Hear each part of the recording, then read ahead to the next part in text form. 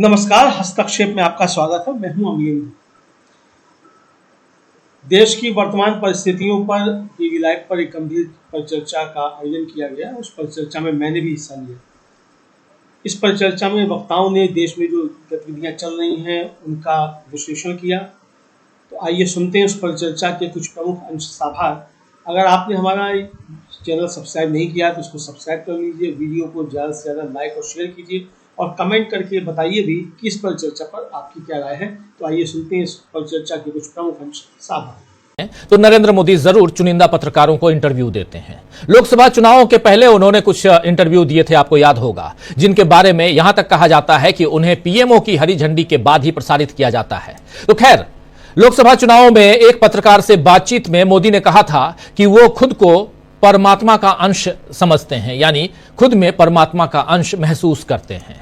मोदी ने स्वीकार उस समय किया था कि वो खुद को बायोलॉजिकल नहीं मानते और साथ में यह भी कहा था कि ये लेफ्टिस्ट लोग मेरे बाल नोच लेंगे अगर ऐसा सुनेंगे तो, यानी वो नॉन बायोलॉजिकल हैं। ये बात उन्होंने परमात्मा से मेरा सीधा कनेक्शन है, मैं परमात्मा का यानी भगवान का अंश हूं, यह बात नरेंद्र मोदी ने कही थी।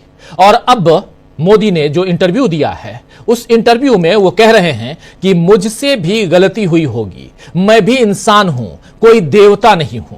यानी ये देख लीजिए, ये तस्वीर फॉर इंडिया, ये तस्वीर बहुत इंपॉर्टेंट है समझना। यहां जरा सुन लेते हैं, मैं भी मनुष्य हूं। सब कुछ सुन लीजिए, एक छोटी सी क्लिप, छोटी सी बाइट। और क्यों पलट गए नरेंद्र मोदी, समझेंगे ये भी, सुनिए जरा। जब मुख्यमंत्री बना तो मेरा एक भाषण था और सहज रूप से मैंने कहा गलतियां होती हैं, मुझसे भी होती है कि मैं भी मनुष्य हूँ, मैं कोई देवता थोड़ा। जब मुख्यमंत्री बना तो मेरा एक भाषण था और सहज रूप से मैंने कहा गलतियां होती हैं, मुझसे भी होती है कि मैं भी मनुष्य हूँ, मैं कोई देवता थोड़ा। जब मुख्यमंत्री बना तो मेरा एक भाषण था और सहज रूप से मैंने कहा गलतियां होती हैं, मुझसे भी होती है कि मैं भी मनुष्य हूँ, मैं कोई देवता थोड़ा। जब मुख्यमंत्री बना तो मेरा एक भाषण था। तो जो इंटरव्यू ले रहे हैं ये साहब पत्रकार नहीं है दोस्तों। आपको याद होगा, अक्षय कुमार ने भी एक इंटरव्यू लिया था कि आम आप चूस के खाते हैं या छील के खाते हैं। वैसे ही ये वाले ये हैं, एक सीईओ हैं जिरोधा जो कंपनी है और खासकर शेयर मार्केट वाली ये कंपनी है और इसके सीईओ हैं। ये इंटरव्यू ले रहे हैं प्रधानमंत्री नरेंद्र मोदी का। पत्रकारों को शायद इंटरव्यू देने में डर लगता होगा नरेंद्र मोदी को, लेकिन चूंकि चुनाव का वक्त है तो अब अभी इंटरव्यू दे रहे हैं। लेकिन यहां सवाल ये उठता है कि ये निखिल कामत हैं जो इंटरव्यू ले रहे हैं, जिरोधा के सीईओ। यानी मोदी 8 महीने पहले अपनी ही कही गई बात से अब पलट गए हैं और दिल्ली चुनाव से पहले उनका यूं पलटना बता रहा है कि बीजेपी इस बार भारी मुसीबत में है। बीजेपी पहले से ही रमेश बिधूड़ी के कारण फंस रही थी, आप जानते हैं। और उसके अलावा आम आदमी पार्टी के साथ साथ कांग्रेस ने भी इस मुद्दे को उठाया है। अब राहुल गांधी सोमवार से दिल्ली चुनाव में प्रचार की शुरुआत कर रहे हैं, तो वो भी बीजेपी को ही अपनी तरफ से घेरेंगे, ये आप जान लीजिए। लेकिन एक तरफ आम आदमी पार्टी, दूसरी तरफ कांग्रेस पार्टी, ये दोनों मिलकर बीजेपी को घेरेंगे, तो मैदान में कूदना पड़ा है यहां नरेंद्र मोदी को। लेकिन नरेंद्र मोदी 8 ही महीने में कैसे पलट गए, ये बड़ा सवाल है। जो अभी तक कह रहे थे कि मैं नॉन बायोलॉजिकल हूं, मैं बायोलॉजिकल हूं ही नहीं, यानी मां के गर्भ से पैदा हुआ ही नहीं हूं, सीधे कनेक्शन भगवान से है, तो आखिर ये आज कहने का क्या मतलब कि मैं भी मनुष्य हूं, मैं भी गलती कर सकता हूं। सोचिएगा जरा, मैं भी मनुष्य हूं, गलतियां मैं भी कर सकता हूं। यह समझना जरूरी है दोस्तों कि आखिर क्यों। खैर, थोड़ा सा उधर बिहार चलना चाहता हूं। बिहार में कल नीतीश कुमार की राज्यपाल से मुलाकात हुई है और उसके बाद आज लोजपा सांसद चिराग पासवान की राज्यपाल से मुलाकात हुई है। और चिराग पासवान ने जिस तरह बीपीएससी अभ्यर्थियों यानी परीक्षार्थियों पर लाठीचार्ज जो हुआ है उस पर सरकार से मतभेद दिखाया है, उसे नीतीश कुमार और बीजेपी दोनों पर दबाव की तरह देखा जा रहा है। खैर, बिहार की सियासी उठापटक की असली तस्वीर 14 तारीख के बाद सामने आ जाएगी। खिचड़ी खाएंगे सब और उसके बाद कैसी खिचड़ी पकाएंगे ये देखा जाएगा। लेकिन उससे पहले दिल्ली के चुनाव बीजेपी की उलझन बढ़ा रहे हैं, ये साफ मानिए, तय मानिए, क्योंकि बीजेपी इतनी उलझ गई है कि अब मोदी अपनी गलती तक मानने को तैयार हैं। मोदी जब खुद को नॉन बायोलॉजिकल बता रहे हैं, तब बता रहे थे कह लें, तब बीजेपी के पास लोकसभा में भारी बहुमत था। अब जबकि लोकसभा में बीजेपी 240 पर सिमट गई है, उसे अन्य दलों के साथ मिलकर सरकार चलानी पड़ रही है, तो मोदी खुद को इंसान बता रहे हैं और यह भी मान रहे हैं कि कोई गलती हुई होगी। मोदी का यह पलटना दरअसल चुनावी दबाव का यानी चुनावी प्रेशर का बीजेपी पर असर दिख रहा है और खासकर दिल्ली में बीजेपी अब भी यह समझ नहीं पा रही है कि कैसे वो सत्ता पर बैठे, क्योंकि आम आदमी पार्टी के खिलाफ उसके दांव काम करते हुए दिख नहीं रहे हैं। पहले शीश महल का मुद्दा मोदी ने उठाया और अमित शाह ने इस मुद्दे को आगे बढ़ाया, फिर बीजेपी के तमाम नेता शीश महल की बात करने लगे। अब अरविंद केजरीवाल के यूपी से वोटर लाने वाले बयान पर बीजेपी ने पूर्वांचलियों के सम्मान का मुद्दा खड़ा किया है और इसे लेकर आज सड़कों पर प्रदर्शन हुए। दिल्ली पुलिस ने बीजेपी कार्यकर्ताओं पर पानी की बौछार भी की। हालांकि आम आदमी पार्टी ने इसका जवाब देकर बीजेपी को फंसा दिया है और वहीं कांग्रेस ने इस मुद्दे पर अपना कार्ड भी चल दिया है। आइए पहले सुनते हैं अरविंद केजरीवाल इसी मुद्दे पर क्या कुछ कह रहे हैं, उनको सुनिए। दूसरा, हमने कहा 15 दिसंबर से कल तक 13,000 नए वोट बनने के लिए 1 लाख वोट की असेंबली है, छोटी सी असेंबली है, उसमें 13,000 नए लोग कहां से आ गए? 15 दिन में कहां से आ गए? पिछले 15 दिन में 13,000 नए वोट बनने की एप्लीकेशन आई है। जाहिर तौर पे यूपी और बिहार से ला के, यूपी आसपास के स्टेट से ला के फर्जी वोट बनवा रहे हैं ये लोग। तो हमने उनको ये कहा कि इस तरह के लार्ज स्केल पे एडिशन और डिलीशन हो रही है, तो 23,000 ये और 5,500 ये 18.5% वोट अगर किसी विधानसभा की इधर से उधर कर दी जाएंगी तो फिर चुनाव थोड़ी है, फिर तो केवल तमाशा है, नाटक है। तो दिल्ली चुनाव में पूर्वांचल से लोगों को बीजेपी ला रही है, वोटर बना रही है और वोट दे रही है, वो वोट देते हैं। और ये चुनाव फिर कैसे हो सकता है, ये बयान थोड़े दिन पहले उन्होंने केजरीवाल ने दिया था।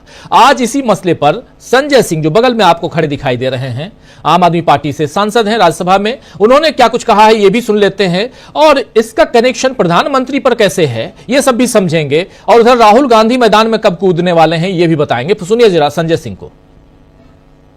सर, गिरिराज सिंह का भी बयान आया इस मुद्दे में, कह रहा है कि जिन लोगों ने आपको सीएम बनाया था, जिनकी सभी वजह से सत्ता में आए थे, उनको धोखा दिया है, नमक हराम तक कह दिया उनके जीवन। देखो ऐसा है, गिरिराज सिंह क्या कह रहे हैं, कौन क्या कह रहा है उसको छोड़ दो। इनके मुंह से कभी आवाज निकली? पार्लियामेंट में उठा के रिकॉर्ड देखिए, इनके मुंह से आवाज निकली जब नड्डा जी कह रहे थे कि ये रोहिंग्या है, यूपी बिहार के पूर्वांचल के लोग घुसपैठियां हैं, बांग्लादेशी हैं। एक भी भाजपाई के मुंह से आवाज निकली? तब मैं लड़ रहा था वहां पे सदन में, सारे भाजपाई चीख रहे थे एक तरफ से, किसी की हिम्मत नहीं हो रही थी बोलने की। ये लोग बात करेंगे? जब सूरत में हमारे भाइयों को, यूपी बिहार के लोगों को पीटा गया, मैंने देश की संसद में मामला उठाया, इनके मुंह से आवाज निकली कभी? इनको पता है यूपी बिहार पूर्वांचल का सम्मान, यूपी बिहार और पूर्वांचल का क्या सम्मान ये करेंगे, ये पूछ रहे हैं यहां संजय सिंह। और दिल्ली में वोटर लिस्ट को लेकर बवाल मचा हुआ है दोस्तों, और पहले से ही। और आम आदमी पार्टी का दावा है कि बीजेपी ने 3 लाख वोटर्स काट दिए, 3 लाख वोटर्स बढ़ा दिए। यानी यहां साफ साफ चुनाव को प्रभावित करने के लिए बीजेपी ने अपना खेल कर दिया है। ये दावे कर रही है आम आदमी पार्टी। और दूसरी तरफ कांग्रेस पार्टी सोमवार से, और कांग्रेस के मुख्य नेता जो हैं, ब्रांड एम्बेसडर कह लें तो राहुल गांधी, वो मैदान में कूदने वाले हैं। सोमवार यानी 13 तारीख से राहुल गांधी चुनावी मैदान में होंगे और सीलमपुर से वो चुनावी सभा को संबोधित करते हुए आगे बढ़ेंगे। ये सब कुछ चल रहा है। इन सब के बीच जब हम प्रधानमंत्री नरेंद्र मोदी की तरफ थोड़ा फिर से आना चाहता हूं और उस पे, इस मसले पे आते हैं हम, तो ये 2 बातें और भी यहां समझ में आती हैं। एक तो ये कि आरएसएस और नरेंद्र मोदी, ये दोनों के बीच यानी बीजेपी और आरएसएस के बीच दिल्ली चुनाव से पहले एक अलग गहमा गहमी का आलम दिखाई दे रहा है। और इन सब के बीच, और इसमें बीजेपी खुद को पिछड़ती हुई देख रही है और उसी कारण शायद नरेंद्र मोदी यहां पर अब भगवान से इंसान बनते हुए उसी प्रक्रिया में नजर आ रहे हैं। 8 महीने पहले कुछ और कहते हैं, 8 महीने बाद कुछ और करते हैं। क्या आखिर क्यों पलट रहे हैं नरेंद्र मोदी इस वक्त चुनाव से पहले, ये सब कुछ समझते हैं। चलिए इस चर्चा को आगे बढ़ाते हैं। पहले राहुल गांधी की भी चर्चा करेंगे, चर्चा नरेंद्र मोदी की करेंगे, चर्चा उधर नीतीश बाबू की भी करेंगे, चिराग पासवान की भी करेंगे। बहुत सारी बातें इस चर्चा में, न्यूज पॉइंट में आप सभी का स्वागत करता हूं। पहले लेकर आइए तमाम हमारे साथियों को स्क्रीन पे, उन सब से आपका परिचय करवाऊं और आगे बढ़ते हैं। देखिए, इस वक्त हमारे साथ 4 वरिष्ठ साथी जुड़े हुए हैं। शकील अख्तर जी हैं, अमलेंदु उपाध्याय जी हैं, प्रशांत टंडन जी हैं और सुनील शुक्ला जी हैं। आप सभी का स्वागत है, इस्तकबाल है। स्वागत इस्तकबाल आप तमाम दोस्त साथी शुभचिंतक आप सबका जो अब तक जुड़ चुके हैं और जो जुड़ने वाले हैं उनका भी। सीधे आना चाहता हूं शकील जी आपके पास। शकील जी, चल क्या रहा है? प्रधानमंत्री जी अचानक पलटी मार लेते हैं, नीतीश बाबू पलटी मारने वाले हैं, यह हम पिछले 10 दिनों से कह रहे हैं, और नीतीश बाबू पलटी मारे उससे पहले यहां प्रधानमंत्री पलटी मार रहे हैं। नॉन बायोलॉजिकल से बायोलॉजिकल बन गए, पहले बायोलॉजिकल से नॉन बायोलॉजिकल हुए थे, अब नॉन बायोलॉजिकल से बायोलॉजिकल हो रहे हैं। यानी भगवान के अंश से इंसान और इंसान गलतियां करता है, ये बात क्यों स्वीकार कर रहे हैं? यहाँ पे हमारे साथ अनिल सिन्हा जी भी जुड़ गए हैं। अनिल जी, आपका भी स्वागत करता हूं इस कार्यक्रम में। और सीधे शकील जी, थोड़ी हंसी तो आती होगी, ये हमारे प्रधानमंत्री क्या क्या रूप लेके आते हैं। जयराम रमेश ने कहा, कांग्रेस के मीडिया डिपार्टमेंट के चेयरमैन हैं, कि जिस तरह जीएसटी की जो अनुमान है 2024 और 25 का 2024 और 25 का वो गिरा, तो उसके बाद जाहिर है कि प्रधानमंत्री जी को ये मालूम पड़ा कि वो देवता नहीं है। अगर देवता होते तो उस अनुमान को गिरने नहीं देते और 8% पे ले जाते, जो 4.6% के आसपास बताया जा रहा है। बाजार जिस तरह गिर रहा है, शेयर मार्केट, उसको देखते हुए मोदी जी चाहते तो उसको आसमान पे पहुंचा सकते थे। अमेरिका में नए राष्ट्रपति ट्रंप शपथ ग्रहण ले रहे हैं, मोदी जी चाहते तो बिना बुलाए वहां पहुंच सकते थे। बहुत कुछ इस दौरान ऐसा हुआ है जब से उन्होंने कहा है कि जो उनके हाथ में नहीं है, और उन्हें आखिर में ये स्वीकार करना पड़ा कि गलतियां मुझसे भी होती हैं, गलतियां मैंने भी की हैं। लेकिन एक बात इसमें बड़ी खास है, जिसको बिटवीन द लाइन समझने की जरूरत है। मोदी जी ने स्वीकार तो कर लिया मजबूरी में कि मैं भी मनुष्य हूं, लेकिन मैं देवता नहीं हूं। ये साथ में जुड़ा हुआ वाक्य है। ये कौन बोलता है मैं देवता नहीं हूं? ये ऊपर की स्थिति में बोलता बैठा हुआ कोई आदमी ही बोलता है। ये जो सामान्य मनुष्य है, जो इंसान की अच्छाइयां बुराइयां गुण दोष को मानता है, जो जमीन पे काम करता है, वो कभी नहीं बोलता कि मैं देवता तो नहीं हूं। मैं देवता नहीं हूं, ये बोलना भी अपने आप में एक बड़ा दंभ है, एक कॉम्प्लेक्स है। जब आदमी ये बोलता है तो इसका मतलब होता है कि काश में होता, काश में ऐसा हो सकता। आमतौर पे दूसरे लोग बोलते हैं कि साहब आप देवता थोड़ी हो कोई, लेकिन वो खुद बोल रहे हैं। तो देखिए, आज मोदी जी के सामने बहुत बड़ी बड़ी समस्याएं हैं। सबसे बड़ी समस्या तो उनके सामने ये दिल्ली का चुनाव है, जिसमें प्रधानमंत्री बनने के बाद से वो लगातार हारते चले जा रहे हैं और हर बार वो आते हैं, हर बार बड़ी बड़ी बातें करते हैं। इस बार भी चुनाव की शुरुआत उन्होंने ही की। जब उनके भाषण पूरे हो गए, उसके बाद में चुनाव आयोग ने वहां चुनाव की घोषणा करी और उन्होंने कहा क्या? उन्होंने कहा कि दिल्ली में जितनी भी जनहितकारी योजनाएं चल रही हैं, मैं उन्हें बंद नहीं करूंगा। क्या मतलब? आप तो कहते थे कोई योजना ही नहीं चल रही यहां पे। हम ये नहीं कह रहे कि योजना चल रही कि नहीं चल रही, लेकिन आपने तो स्वीकार कर लिया कि यहां पे कुछ योजनाएं चल रही थी जो जनहितकारी थी, मैं उन्हें बंद नहीं करूंगा। मतलब प्रधानमंत्री जी अब जो है क्या बोल रहे हैं, ये थोड़ा सा जो है उनके जो संदर्भ है उससे बाहर होता चला जा रहा है। पहले ऐसा नहीं था। पहले प्रधानमंत्री जी जो चाहते थे वही बोलते थे। यह आत्मविश्वास का लक्षण होता है कि आदमी जो चाहता है वही बोलता है। लेकिन जब आत्मविश्वास हिल जाता है तो बैट्समैन खेलना कोई शॉट जाता है, लेकिन उसके बैट से कोई और शॉट निकल जाता है। यही मोदी जी के साथ आजकल हो रहा है। वो बोलना कुछ चाहते हैं, कहना कुछ चाहते हैं, लेकिन निकल कुछ जाता है। अभी ये जो इंटरव्यू आप दिखा रहे हैं, इसमें उनकी जो मुद्रा है वो आत्मविश्वास वाली नहीं है। बॉडी लैंग्वेज की बातें ये लोग बहुत करते थे। 2012, 2013 में कांग्रेस के नेताओं की, मनमोहन सिंह की, सोनिया गांधी की, सारा मीडिया जो है बॉडी लैंग्वेज एक्सपर्ट बन गया था। आज इस बॉडी लैंग्वेज को देख के ये नहीं बताएंगे, कुछ कुछ दयनीय है। कहीं से कॉन्फिडेंस नजर नहीं आता। ये उंगली उठा के इस तरह बोलना, सफाई की तरह बात को पेश करना, ये प्रधानमंत्री का गुण नहीं है। ये प्रधानमंत्री का गुण होता है कि अपनी बात जो है पूरे आत्मविश्वास से कहना। और वो आत्मविश्वास आता कहां से? जब आदमी काम करता है। तो आज तो सबसे बड़ी परीक्षा जो है मोदी जी की, वो दिल्ली चुनावी है, क्योंकि दिल्ली चुनाव का एक सीधा मतलब है कि 2013 से लेके और उसके बाद उनकी सरकार आ गई थी, 15, 20 सब चुनाव हारते चले जा रहे हैं वो। और इस चुनाव में भी क्या होगा कहना बहुत मुश्किल है, क्योंकि चुनाव ये जो है दिल्ली का बहुत ही दिलचस्प हो गया है। और जैसा आपने बताया कि राहुल गांधी की एंट्री हो रही है, राहुल गांधी ने अपना कैंपेन सॉफ्ट लॉन्च तो कर दिया है कल ही, लेकिन अब वो बाकायदा जो है इसमें आ रहे हैं। और ये इसलिए जरूरी है कि देखिए कांग्रेस की स्थिति भी इस बार बदल रही है। पहले उसके वोट का एक बड़ा हिस्सा आम आदमी पार्टी ले गई थी, लेकिन 2020 में उसके वोट का एक हिस्सा बीजेपी के पास भी गया हुआ है। तो अब जो है कांग्रेस इस चुनाव में किसको फायदा पहुंचाएगी, किसको नुकसान पहुंचाएगी, उसकी खुद की क्या स्थिति रहेगी, ये आज कोई भी बताने की स्थिति में नहीं है। मतलब कांग्रेस एक जो है यहां पे बड़ा प्लेयर इस चुनाव में इस बार बन गई है, जो 2013 के बाद में वो कभी दिखी नहीं थी। यहां के कई नेता हैं कांग्रेस के, कई प्रत्याशी हैं जो बहुत अच्छा चुनाव लड़ रहे हैं इस वक्त में, और जिससे बीजेपी और आम आदमी पार्टी दोनों के प्रत्याशियों में खलबली मची हुई है। तो ये चुनाव बहुत ही इंटरेस्टिंग होने वाला है। और जहां तक हमारे प्रधानमंत्री जी का सवाल है, तो थैंक्स गॉड कहना चाहिए, भगवान का लाख लाख शुक्रिया है कि उन्होंने हमारे एक इंसान को वापस हमें दे दिया। जो इंसान खुद को इंसान मानने से इनकार कर रहा था वो वापस आ गए हैं। और अब जो है एक इंसान के तौर पे यही है कि वो जो कह रहे थे कि गलतियां होती हैं, गलतियां न करें वो। और जो सबसे बड़ी समस्या है इस वक्त जीडीपी की, जिसको स्वीकार करने को तैयार नहीं है कि जीडीपी का अनुमान जो है बहुत ही कमजोर जा रहा है, 4 पॉइंट कुछ। अगर ये ऐसा ही गया तो देश की अर्थव्यवस्था पे बहुत बड़ा खतरा पैदा हो जाएगा। और एक बात बता दें कि ये जो थोड़ा बहुत संभला हुआ है, थोड़ा बहुत, वो कृषि की वजह से संभला हुआ है।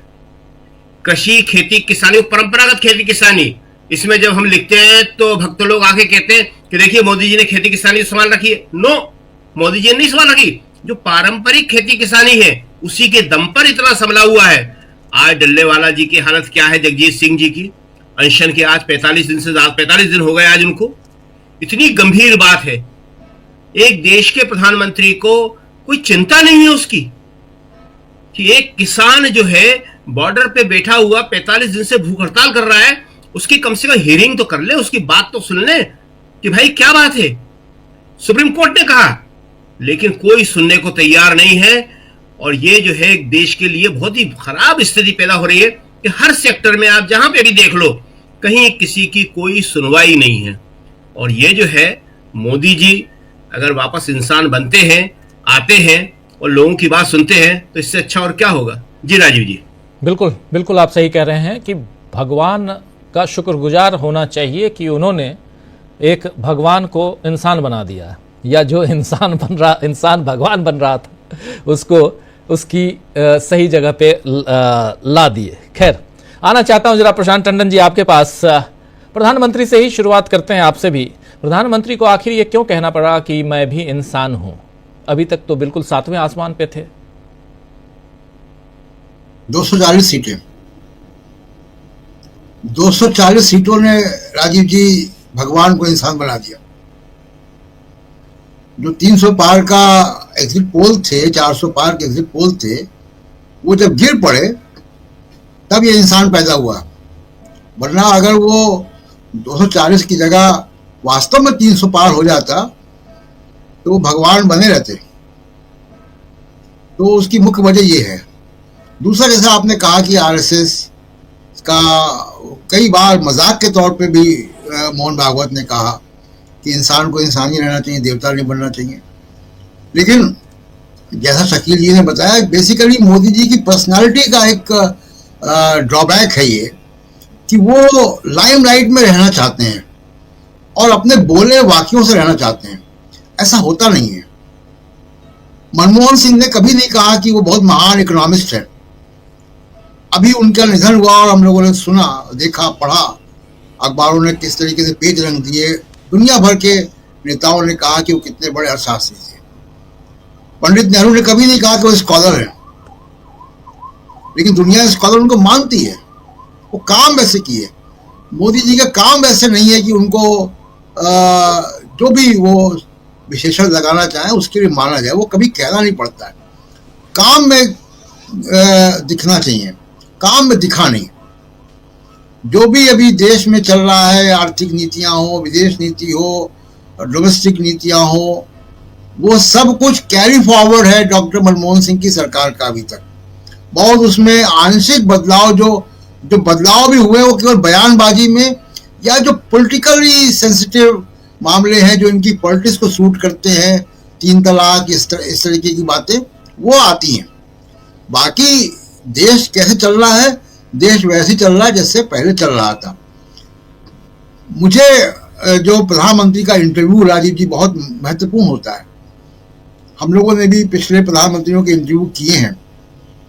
प्रधानमंत्री के इंटरव्यू से देश के आर्थिक नीतियों की दिशा मिलती है, हेडलाइन वही बनती है। आप देखिए कि प्रधानमंत्री का इंटरव्यू हुआ, हेडलाइन क्या बन रही है कि मैं इंसान हूं, मैं भगवान नहीं हूं, मुझसे गलतियां होती हैं। ये प्रधानमंत्री के इंटरव्यू की हेडलाइन होनी चाहिए। दुनिया का परिदृश्य बदल रहा है। आज से 10 दिन बाद डोनाल्ड ट्रंप शपथ लेने वाले हैं। दुनिया में बदलाव होगा नीतियों के स्तर पे।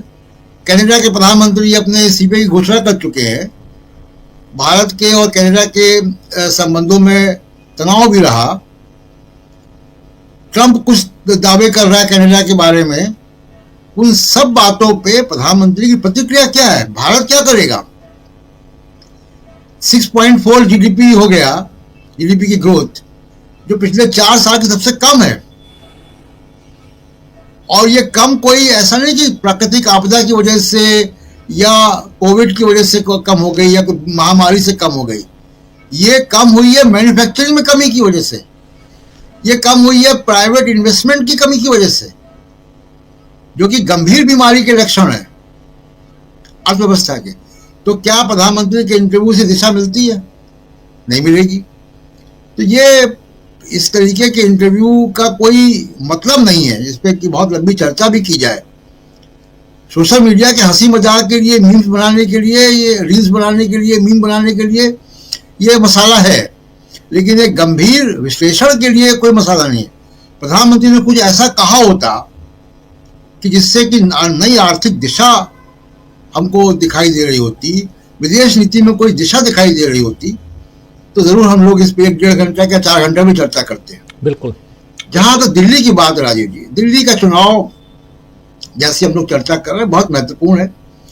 बीजेपी का स्टेक सबसे ज्यादा है, खुद प्रधानमंत्री नरेंद्र मोदी का, क्योंकि उनके प्रधानमंत्री रहते हुए जैसा शकील जी ने कहा एक भी चुनाव वो जीत नहीं पाए।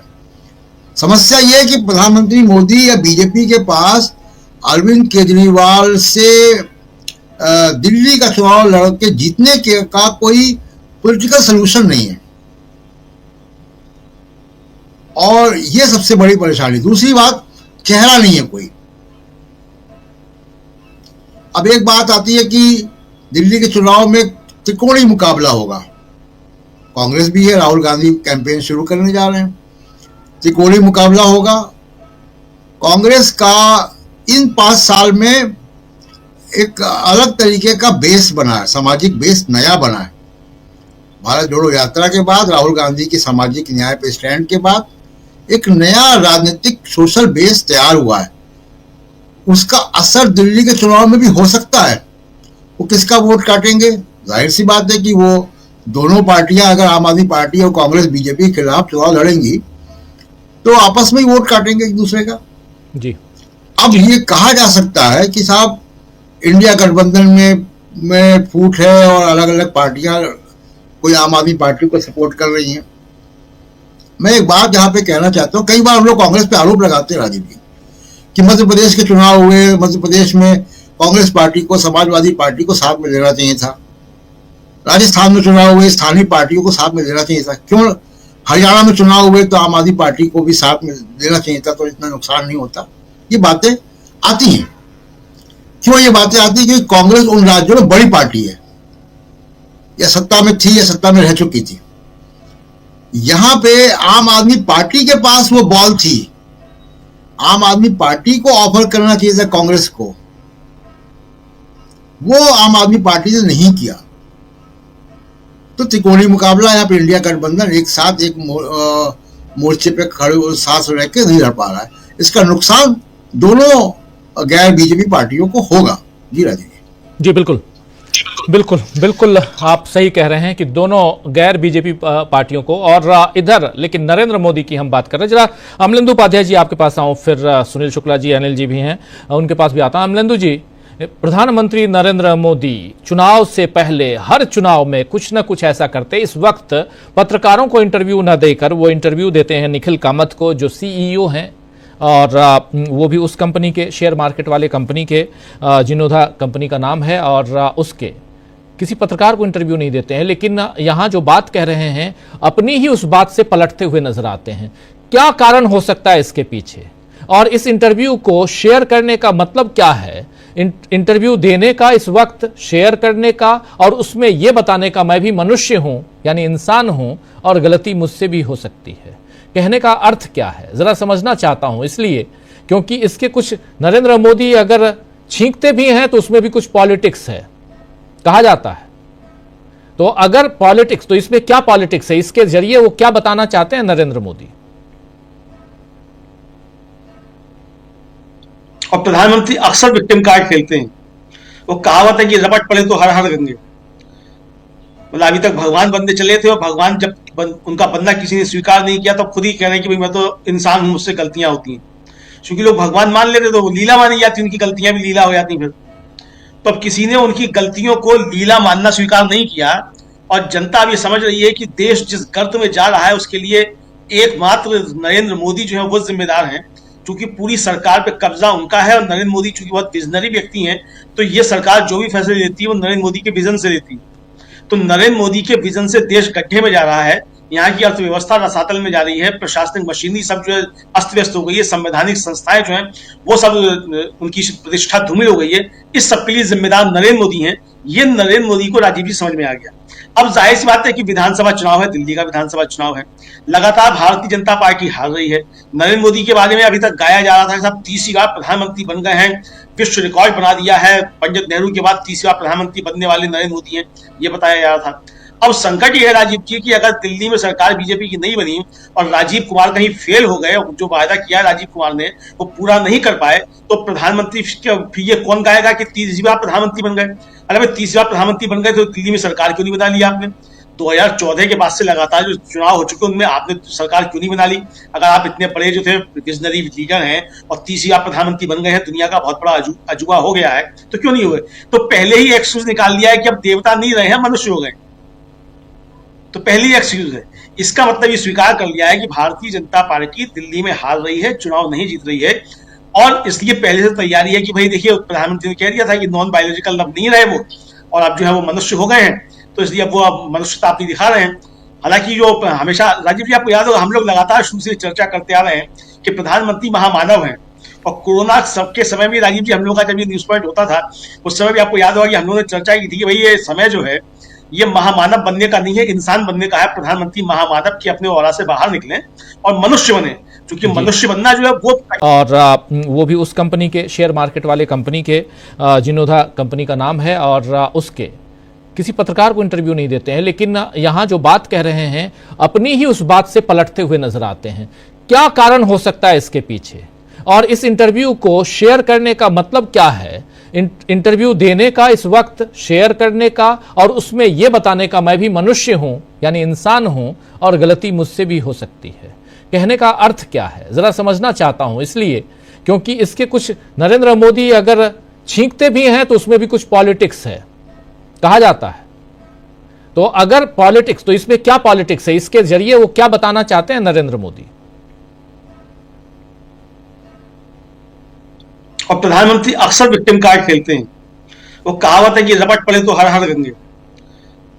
मतलब अभी तक भगवान बनते चले थे, और भगवान जब उनका बनना किसी ने स्वीकार नहीं किया तो खुद ही कह रहे हैं कि भाई मैं तो इंसान हूं, मुझसे गलतियां होती हैं।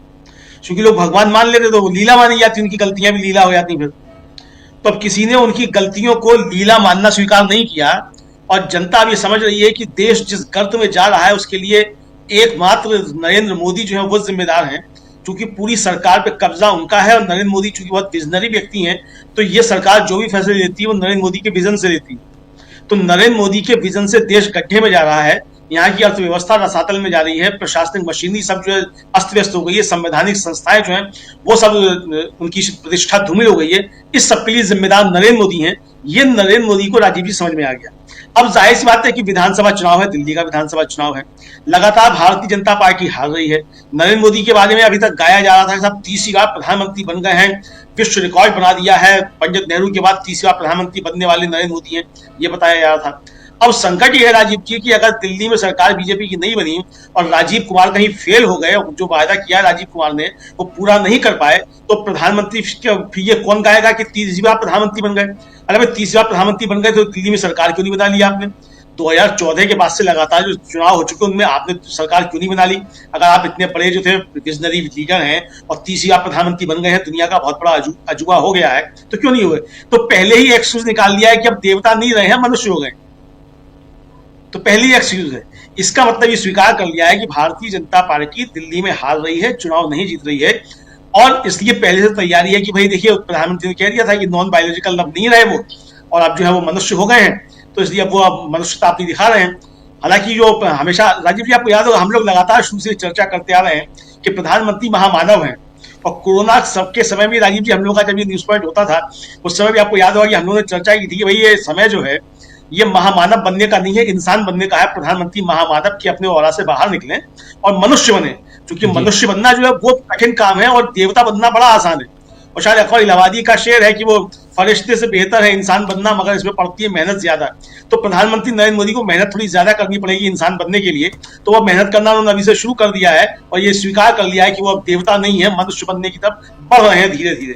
अच्छी बात है कि अब वो मनुष्य बनने जा रहे हैं और हार भी स्वीकार करेंगे मनुष्य बनकर दिल्ली चुनाव में। राजीव जी ऐसा लगता है? बिल्कुल बिल्कुल, मनुष्य बनकर दिल्ली चुनाव में हार स्वीकार करेंगे। लेकिन किसी को भी अब जितने पिछले 2 चुनाव हुए उसके बाद से हमारे साथी जो हैं, जो इस प्रोग्राम को देखते हैं, वो भी कहते हैं कि आखिर कुछ भी कर लीजिए, आएगी तो बीजेपी ही।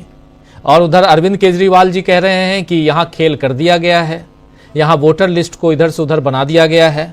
और अगर इन सब को देखा जाए सुनील जी, तो फिर तो नरेंद्र मोदी के बल्ले बल्ले हैं। तो मतलब हम ये मान के चल अभी से विश्लेषण ये करना शुरू करें कि दिल्ली में बीजेपी आ रही है।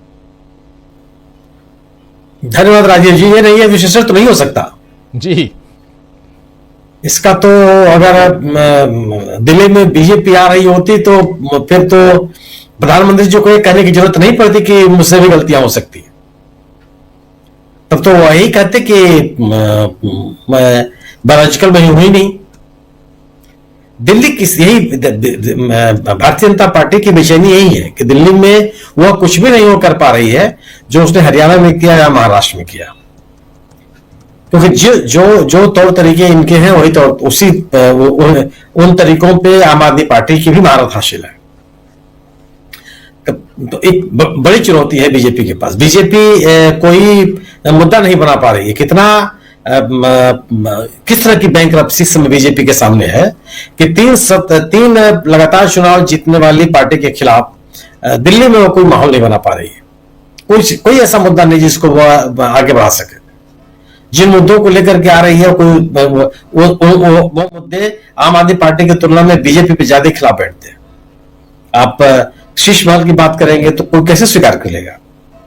इसमें तो प्रधानमंत्री जी के आवास की भी चर्चा होगी। जो नया आवास बना, कितने रुपए खर्च हुए, क्या हुए, कैसे हुए, जो और जिस तरह की बात की जा रही है कि मुख्यमंत्री के आवास को लेकर के सीएजी की रिपोर्ट आई है। सीएजी की रिपोर्ट कहां दी गई है? सीएजी की रिपोर्ट बढ़ती तो है नहीं। सीएजी की रिपोर्ट का तरीका यह है कि वो विधानसभा में रखी जाती है जिस राज्य की हो।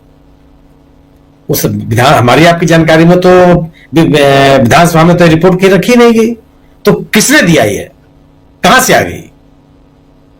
तो यह जो एक तथ्यहीन बात फैलाने की कोशिश की गई वो भी लोगों के लिए नहीं उतरी। एक सवाल इस बात का, इसलिए बीजेपी आ रही है क्यों? बीजेपी आने का भारतीय जनता पार्टी कुछ अपने लिए वो आधार ही नहीं तैयार कर पाई है। कोई जो अरविंद केजरीवाल को भ्रष्टाचार में शामिल होने का आरोप लगाए गए थे वो साबित नहीं कर पाई। न्यायालयों के आदेश कुछ हुए, और उससे बड़ा जबरदस्त मुद्दा बीजेपी के खिलाफ है, वो है इलेक्टोरल बॉन्ड का। उससे बात नहीं करना चाहती। तो खुद घिरी हुई है। जितने मुद्दे वो आम आदमी पार्टी के खिलाफ उठाना चाहती है उसमें से कोई मुद्दा उसका चल नहीं पा रहा। और यही वजह है कि अगर आप दिल्ली में, चूंकि दिल्ली में आपको गवर्नेंस की बात करनी पड़ेगी, दिल्ली में गवर्नेंस की बात करने के लिए की स्थिति में आप नहीं है। आपने अभी चुनाव के पहले कुछ आवास वितरित किए लोगों को, किसने आपको रोका था आवास बनाने से? इतना बड़ा आवास मंत्रालय है भारत सरकार का, कौन रोक रहा था? केंद्र शासित प्रदेश है, लेफ्टिनेंट गवर्नर के माध्यम से आप दुनिया का शासन करते हैं वहां। सवाल तो इस बात का है। तो ये जो भी प्रयास कर रही है भारतीय जनता पार्टी, वो उसको सफलता नहीं मिल पा रही। उसका सबका कार्ड आम आदमी पार्टी ने निकाला है और उसका जवाब दे रही है। तो और भारतीय जनता पार्टी इसलिए आश्वस्त नहीं है। जितने जो प्रचार कर सकती है आम आदमी पार्टी की विश्वसनीयता को लेकर सवाल पैदा कर सकती है, कोई भी बात चल नहीं पा रही है। यह जरूर है कि अगर कांग्रेस, जिस तरीके से कांग्रेस इस लड़ाई कर रही है दिल्ली की, अगर उसका मत प्रतिशत बढ़ा, अगर उसका जन समर्थन बढ़ा, एक वर्ग, दो वर्ग, तीन वर्ग जो आम आदमी पार्टी से नाराज है, जिनके मुद्दों के साथ आम आदमी पार्टी कभी खड़ी नहीं हुई, तो भारतीय जनता पार्टी को मौका मिल सकता है, आम आदमी पार्टी को नुकसान हो सकता है।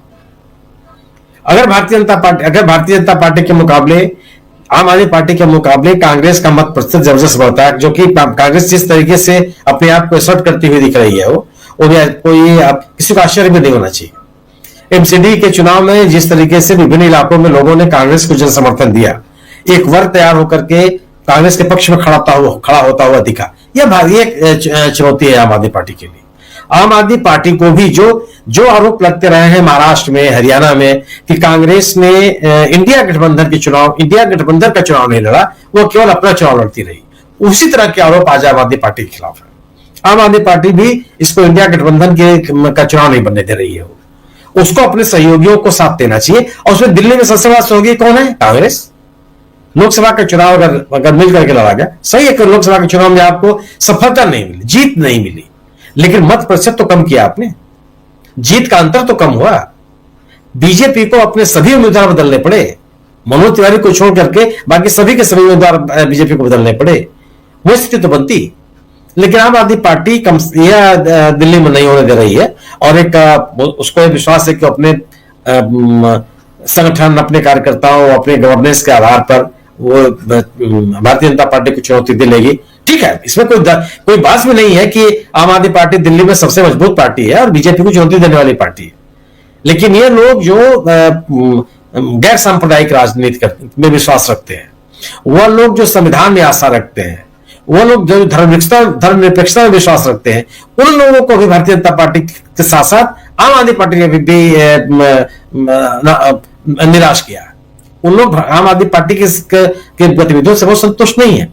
लेकिन एक ये जरूर है कि आम आदमी पार्टी को इस बात का लाभ मिलता हुआ दिखेगा कि कम से कम यह भारतीय जनता पार्टी को चुनाव में मजबूत चुनौती दे रही है, इस तरह की चुनौती प्रस्तुत कर रही है जिससे भारतीय जनता पार्टी यह संभव है कि वो सत्ता में ना आने पाए। जो राजनीतिक स्थितियां हैं, उन राजनीतिक स्थितियों में भी भारतीय जनता पार्टी कोई अभी माहौल नहीं बना पाई है कि वो सत्ता में आ ही जाएगी। अब सवाल केवल इस बात का है कि इस जीत को सुनिश्चित करने के लिए अभी भी कोई बहुत समय बीता नहीं है। अगर आम आदमी पार्टी और कांग्रेस का गठबंधन हो जाता है तो निश्चित रूप से भारतीय जनता पार्टी इस गठबंधन का मुकाबला, चुनावी मुकाबला नहीं कर पाएगी।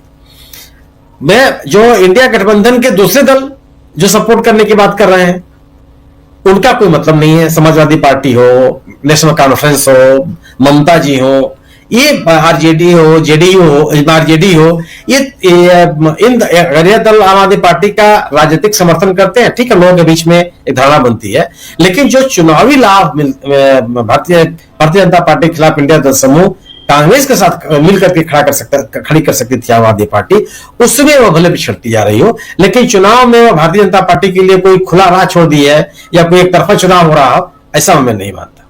और इसीलिए हो रहा है कि आप बीजेपी को प्रधानमंत्री, आप सोचिए कि बीजेपी इतने वर्षों के बाद भी दिल्ली में उसके पास कोई चेहरा नहीं है, न तो कोई मुद्दा है, न नेतृत्व है।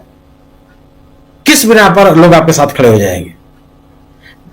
मोदी जी का की लोकप्रियता कोई बड़ी तो है नहीं, मोदी जी की लोकप्रियता गिरी है और घूम फिर के फिर आप मोदी जी के नाम पर चुनाव लड़ने की स्थिति में है। वही है कि आप मोदी जी को लेकर के बहुत बहस मत कीजिए। मोदी जी ने अपने कह दिया कि भाई मैं भी आदमी हूं, हमसे गलतियां हो सकती हैं, मुझसे भी चूक हो सकती है, इसलिए आप उनकी विफलताओं को, उनकी राजनीतिक कमजोरियों को, उनके शासन की विफलताओं को, उनके को आप बहुत ध्यान मत दीजिए। आप उनको महामानव बनाने की जो उनके समर्थकों ने या उनके ट्रोल टीम ने कोशिश की थी, उससे ध्यान मत दीजिए। आप ये स्वीकार कीजिए कि वो भी एक आदमी है, उनसे गलती हो सकती है, उनकी गलतियों को माफ कीजिए। लोग कितना माफ कर पाएंगे, ये बड़ा सवाल है। जी बिल्कुल बिल्कुल आप सही कह रहे हैं और बहुत महत्वपूर्ण बातें यहाँ पर हम लोग चर्चा कर रहे हैं। अब दिल्ली चुनाव जो है वो धीरे धीरे आगे बढ़ रहा है, लेकिन उससे पहले आज नरेंद्र मोदी का इंटरव्यू जिसमें वो कह रहे हैं कि मैं भी मनुष्य हूँ, मैं भी इंसान हूँ और गलती इंसान से होती है। चलिए, ये बात आप 8 महीने पहले क्यों नहीं मान रहे थे? उस समय आप 7वें आसमान पे थे इसलिए, या कुछ और कारण था? लेकिन ये आज कहने का क्या मतलब है? और क्या यहाँ पर वो आरएसएस के सामने झुकते हुए नजर आते हैं? क्या यहाँ पर वो मोहन भागवत के विचारों का समर्थन करते हुए नजर आते हैं? क्या कुछ है और आखिर ऐसा क्यों हो रहा है? क्या आरएसएस और बीजेपी के बीच कुछ चल रहा है? ये सारी बातें यहाँ समझने की कोशिश हम करते हैं। जरा शुरुआत में थोड़ा सा टच करने की कोशिश की थी प्रशांत टंडन जी ने। अब दोबारा आता हूं तो प्रशांत जी इस बात को और आगे बढ़ाइएगा। लेकिन अनिल जी, इन्हीं बातों को थोड़ा आगे आपके जरिए समझना चाहता हूं। क्या यहाँ आखिर चल क्या रहा है और क्या आरएसएस और बीजेपी में सब कुछ ठीक है? नहीं, देखिए, मुझको लग रहा है कि इनके इंटरव्यू को जरा गहराई से देखने की जरूरत है। ये रीब्रांडिंग है, लेकिन जो एजेंसी उन्होंने चुनी है रीब्रांडिंग के लिए, वो रीब्रांडिंग के लिए एजेंसी, जैसे एक समय अक्षय कुमार को, एक पॉपुलर एक्टर को उन्होंने चुना था, इस बार एक एंटरप्रेन्योर ये वाला जो है, मतलब स्टॉक ब्रोकिंग कंपनी के सीईओ को चुना उन्होंने, जिसका कि जर्नलिज्म से कोई लेना देना नहीं है। वो इस इंटरव्यू में भी बोलता है कि मैं जर्नलिज्म से मेरा कोई लेना देना नहीं है। तो इन्होंने ऐसा क्यों चुना? ये किसको एड्रेस करना चाह रहे हैं? इसका मतलब है कि जो हाई एंड ये है, क्या कहते हैं, जो स्टॉक ब्रोकर्स है, बिजनेसमैन है, एलीट है इंडिया का, उसमें वो रिब्रांडिंग करना चाह रहा है। इसका मतलब कि वहां चीजें फिसल रही है। इसका मतलब मैं यही लगाता हूँ कि कुछ सारी रीब्रांडिंग, वैसे मैं वडनगर से आया, वडनगर में ऐसा गरीब था, वैसा गरीब था, उसी टाइप को उन्होंने बहुत, अब चूंकि वही 10 साल से अमिताभ बच्चन जिस तरह का रोल करते आए हैं, इतने साल से, कई दशक से, तो उसके बाद और रिफाइनमेंट उनके एक्टिंग में होता है, तो वो रिफाइनमेंट भी दिखाई देता है। अब क्रूड नहीं है, वो उसको बेटर ढंग से आर्टिकुलेट कर सकते हैं। जो क्रूडनेस आपको दिखाई देता था, कच्चापन, उनके इंटरव्यू के समय में, अक्षय कुमार के समय में, उससे इंप्रूव्ड है ये। इसमें सेल्फ पीटी इसमें ये दिखाई देता है, ये विक्टिमहुड का कार्ड अच्छा से खेल सकते हैं। ये बहुत ही जबरदस्त इंटरव्यू है उस हिसाब से डिकोड करने के लिए कि उनकी पॉलिटिक्स किस दिशा में जा रही है। इसमें उन्होंने, देखिए, 2-3 चीजें कही है, बहुत इंपॉर्टेंट है। इंडिया का प्राइम मिनिस्टर है वो, उनकी बात को हल्के में नहीं लेना चाहिए। एक तो ये है कि चीन के बारे में उन्होंने फिर से अपना दोहराया है कि जिन जिनपिंग जो है कैसा मेरा रिश्ता है और किस तरह से मैं वडनगर का हूँ जहाँ वेनसैंग आया था। वो इसीलिए कभी चीन का जो लद्दाख की सीमा पर जो काउंटीज बनाए हैं और ये सब को लेकर के काफी बहुत ही ये चल रहा था, उस समय उन्होंने डायल्यूट किया। ऐसा ही किया था उन्होंने जब चीन के बारे में कहा था कि कोई न घुसा है। इस इंटरव्यू में भी उन्होंने ऐसा ही कहने की कोशिश की है कि चीन से उनके बड़े अच्छे रिश्ते हैं। उसके बाद उन्होंने कोशिश की है इमेज में कवर की कि यूक्रेन के मामले के बारे में भी जो लोगों ने कहा था पापा युद्ध रुकवा देंगे, तो उसके बाद में भी, लेकिन वही आत्मश्लाघा, वही जो है सो झूठ जो है कि ये इस तरह सलाह, कौन ऐसा कंट्री है जिसने यूक्रेन में अपने छात्रों या अपने लोगों को मरने दिया? हर कंट्री के लोगों ने अपने लोगों को निकाला है ये, और हिंदुस्तान के लोगों ने तो इसके पहले भी युद्ध क्षेत्र से अपने लोगों को निकाला है। तो इसमें कौन सा, वही बड़ाई, वही जो है मतलब आत्मगौरव, दोनों, सेल्फ पिटी भी आत्मगौरव भी, ये जबरदस्त मिक्स है एक। और दूसरा है क्या कि उसके बाद वो सारी बातें करते हैं, वो बताते हैं ईरान और इजराइल से संबंधों के बारे में। अबू धाबी में मंदिर 150 साल पुराना मंदिर है, वो उसका क्लेम भी ले रहे हैं कि हम 150 साल में जो है ये क्या कहते हैं, मतलब अभी कह रहे हैं क्या कि हमारे समय में हमने मंदिर मांगा और दे दिया उन्होंने। ये सारा कुछ एक बड़े ऑडियंस के लिए है। इसको लिमिट मत करिए दिल्ली, और इसके लिए दिल्ली, बनारस और जो अहमदाबाद का ऑडियंस है, उसके लिए वो जानते हैं कि किसको चुनना चाहिए। उसके लिए किसी गोदी मीडिया के 4 पत्रकारों की टोली को वो बुलाते। लेकिन मैं मानता हूं कि ये नहीं है, ये रीब्रांडिंग वो कर रहे हैं एक सेलेक्ट ऑडियंस के बीच में, और इसका मतलब है, इसके बहुत गहरे माने हैं। एक जो इससे ये भी देखना चाहिए अभी किस समय उन्होंने ये सब बातें की है। उस समय ये दिल्ली तो बहुत छोटा सा क्षेत्र है, अभी अमेरिका में मोदी सरकार जो है लगी हुई है अदानी को बचाने के लिए। वहां का रिपब्लिकन जो है एक कांग्रेसमैन जो है जिस तरह से लिखा है, और जो वो वही बातें कर रहा है जो बीजेपी और मोदी सरकार यहाँ अडानी कर रहे हैं, या बीजेपी का ट्रोल आर्मी जिस तरह कर रहा है अडानी के लिए कि जॉर्ज सोरोस और फला, वही सब वो बोल रहा है। तो इसका मतलब एक तरफ वो अडानी को बचाने के लिए जस्टिस डिपार्टमेंट में वहां पर पैरवी लगाए हुए हैं उसको बचाने, इसीलिए ये शख्स जो है जो स्टॉक ब्रोकिंग कंपनी का है उसके जरिए किसको संदेश देना चाहते हैं वो, निश्चित तौर पर जो स्टॉक जो यहाँ का व्यापारी है उसको संदेश देना चाहते हैं। ये एजेंसी चुनने का अर्थ ही यही है कि उनसे वो डायलॉग करना चाहते हैं। निश्चित तौर पर आरएसएस कनेक्शन है। ये आरएसएस का जो अटैक हुआ था मोहन भागवत का कि देवता अपने को नहीं समझिए, तो वो जो है वो उसका भी जवाब दिया है उन्होंने, और यहाँ थोड़ा सा वो उन्होंने दिखाया है, विनम्रता दिखाई है। लेकिन मैं सशंकित हूं कि जब ये अगर विनम्रता दिखाएं अगर मोदी जी, इसका मतलब कि विपक्ष और लोकतंत्र के लिए कोई बड़ा कोई हमला उनकी तरफ से होने वाला है।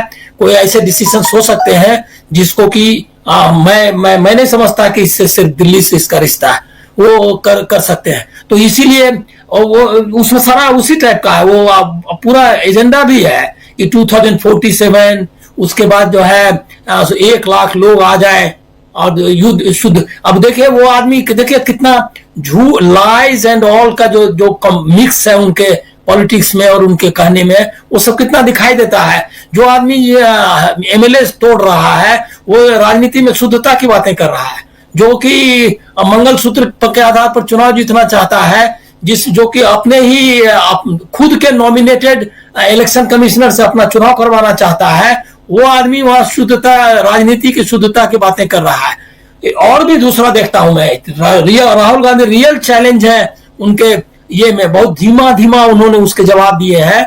उसको भी देखिए, वो कहे कंफर्ट जोन में नहीं रहना चाहिए। और ये किसके लिए कह रहे हैं, वो बता रहे हैं, अपने को कंपेयर कर रहे हैं। वो राहुल गांधी के बराबरी अपने को में अपनी एक रीब्रांडिंग फिर से करना चाह रहे हैं कि जो बड़े लोग हैं, जो ये करने वाले लोग हैं, उनके मुकाबले वो एक नैरेटिव बनाना चाहते हैं।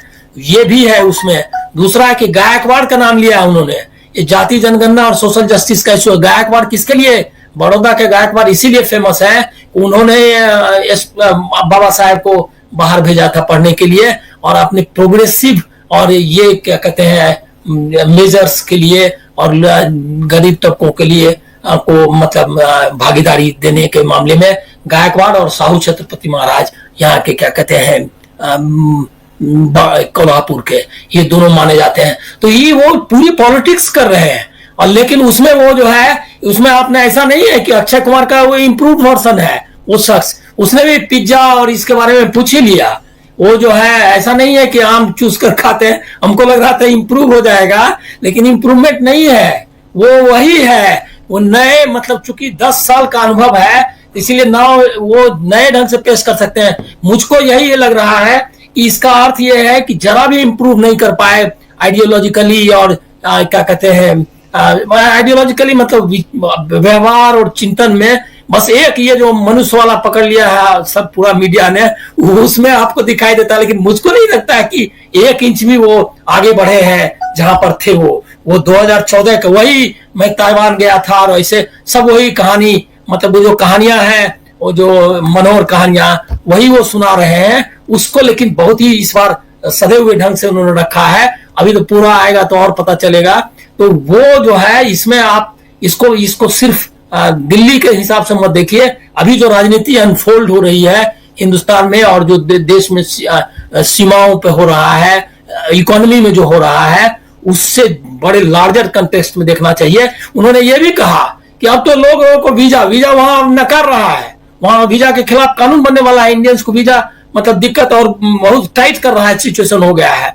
तो अब वो कह रहे हैं कि इंडिया वाले अब वो उसको फाइट नहीं करना है, मतलब भारत वो जाकर के उनको कहे कि जैसे पहले होता रहा है कि वीजा रूल्स आप ये करिए, क्या कहते हैं, भारतीयों के लिए ढीला करिए, तो उसको उसमें वो देख रहे हैं कि नहीं होने वाला है, इसीलिए वो कह रहे हैं कि लोग यहाँ के लिए वीजा लाइन लगाएंगे। और देखिए कंट्राडिक्शन कितना है, कुवैत में मजदूर जा रहा है और वो 15 साल से आया नहीं, और उसके बाद जो है सो वो कह रहे हैं कि वीजा लेने के लिए हिंदुस्तान में लाइन लगेगी। अरे कुवैत में आपको मजदूरी करने के लिए कुवैत जाना पड़ रहा है लोगों को, तो वीजा लेने के लिए इंडिया का कौन खड़ा रहने वाला है? एक तो ये समझना चाहिए, उसको थ्रेडबेयर, उसको जो उन्होंने जो मुद्दे उठाए हैं उसको डिकोड करना चाहिए और उसको चैलेंज करना चाहिए। दूसरा एक और चीज उन्होंने कहा है कुवैत के बारे में कि वो इंटरनेशनल एयरपोर्ट एस्पायरेशन, देखिए वो शख्स 15 साल से बाहर है, उसको लग रहा है कि इंटरनेशनल एयरपोर्ट अगर आसपास में बन जाएगा तो जाऊंगा, वो उसका दर्द देखिए, उसको कह रहे कि एस्पायरेशन देखिए, जो मजदूरी कर रहा है उसको इंटरनेशनल एयरपोर्ट की मजदूरी। और झूठ तो ऐसा कि मोबाइल मतलब आज सबके पास मोबाइल है, ये क्या उनको दिया हुआ है? कोई जो नॉलेज कमीशन बनाया था मनमोहन सिंह के समय में, उसको भी कह रहे हैं मैंने इनोवेशन, सब जो बदला है नाम, जो बोर्ड बदल दिए हैं उन्होंने, ये के क्या कहते हैं कमिटियों के और प्रोग्राम्स के, वो बोर्ड का फिर वही बोर्ड बदलने का, तो वो एक नया पेंटिंग करना चाह रहे हैं, अपने नाम को नए तरीके से रीपेंट कर रहे हैं। रीब्रांडिंग कहना मुश्किल है, रीपेंट कर रहे हैं, थोड़ा और बेहतर ढंग देना चाहते हैं, लेकिन उसका कंटेंट वही है और उसमें कोई ये नहीं है। इसीलिए जो मुद्दे उठाए वो क्या, उसमें सच कितना कहा उन्होंने और कितना वो सच के करीब है, इसको डिकोड करना चाहिए। ये दिल्ली इलेक्शन से नहीं, उनको मालूम है कि दिल्ली का जो पूर्वांचल और ये क्या कहते हैं उत्तराखंड का जो उत्तरांचल का जो भी लोग रहने वाला है, वो जानते हैं कि बनारस और अहमदाबाद में किस तरह के मोदी को चाहता है, तो वो वहां ब्रांडिंग ये सब नहीं करना है उनको। वहां अंत में आएंगे वो मंगलसूत्र और भैंस पर ही आएंगे, वो वही उनकी है, क्योंकि वो जानते हैं कि बनारस के और अहमदाबाद के लोग वही चेहरा के कारण वो है, इसीलिए उनके लिए दूसरा लैंग्वेज है। ये निश्चित तौर पर एक नया टारगेट ऑडियंस के लिए है, जो मिडिल क्लास एलिट और जो दुनिया में बाकी ग्लोबल ऑडियंस है, वो हमको लग रहा है क्या कि खिसक रहा है इनके ये से, उसको एड्रेस कर रहे हैं। और नीतियों के बारे में कहा है इन्होंने, चीन की नीति है, विदेश जो नीति, इजराइल, ईरान, सबकी चर्चा की है और सबके बारे में कुछ हिंट्स दिए हैं। उन हिंट्स, वो जो हिंट्स है उसको हम लोग को देखना चाहिए, हम लोग को फोकस जरा सा हर एक मुद्दे पर ढंग से करना चाहिए, ऐसा मुझको लगता है।